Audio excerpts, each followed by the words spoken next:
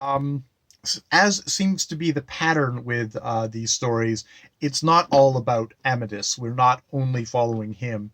In this one, it's of things that happened to Argaves after the War of Gaul, and after Argaves returned from the War of Gaul, he prepared to cross to Norway, where his lady where was his lady Olinda, but he sees a ship being foundering off the thing. So he builds great fires and he rescues the ship. And hey, who's on the ship but his lady Olinda?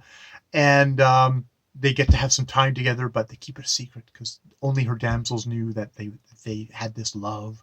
And she was going off to King Luzart, and he was like, "Oh well, I've got to go off and do my own things, but I'll meet up there."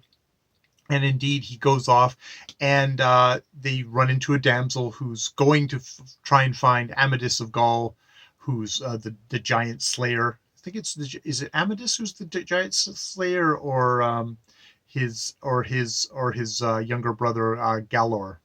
Can't remember, but so Amadis ends up on an adventure where he's helping a maiden who has been accused by, putting it back to, I believe, Gaylor, the has been accused by this evil dwarf because if you're somebody who's not beautiful and perfect knight, well then if you're someone whose body isn't that type, then you're evil, like an evil dwarf, who has accused this lady of basically letting Amadis or Gaylor into the castle, but it was for good stuff, but she's like refusing to confess, and the Duke's like, if you don't confess, we're gonna burn you. And he so Argaves comes to the castle and challenges thing, and the Duke's like, yeah, you can fight the dwarf and prove right, but if she doesn't confess, I'm gonna burn her anyways. And so they have the fight. Argaves and his uncle, Gallivanes. They win. They win against the challengers, but the Duke's like, "Nah, I'm still going to burn them." And indeed, that's what's going to happen.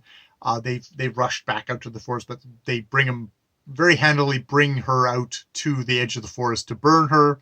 At which point the heroes charge. They rescue her, and they find lodging with his mortal enemy, the Duke's mortal enemy, which is this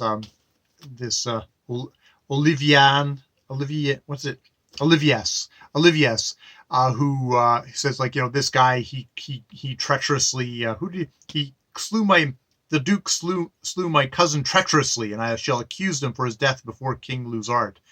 And so they decide to all go to Windsor to accuse the Duke of all his bad dealings. There's definitely you get the thing that's like it's like an action movie. There's repetition.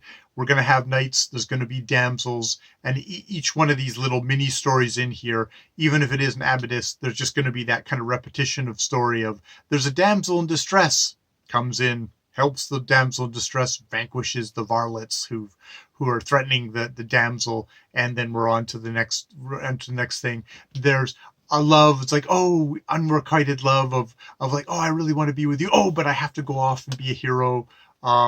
Yes, the Marvel pattern, the comic book pattern, definitely survives in a lot of this chivalric romances of the time. So yeah, that's my check-in for chapter 16 of Amadis of Gaul.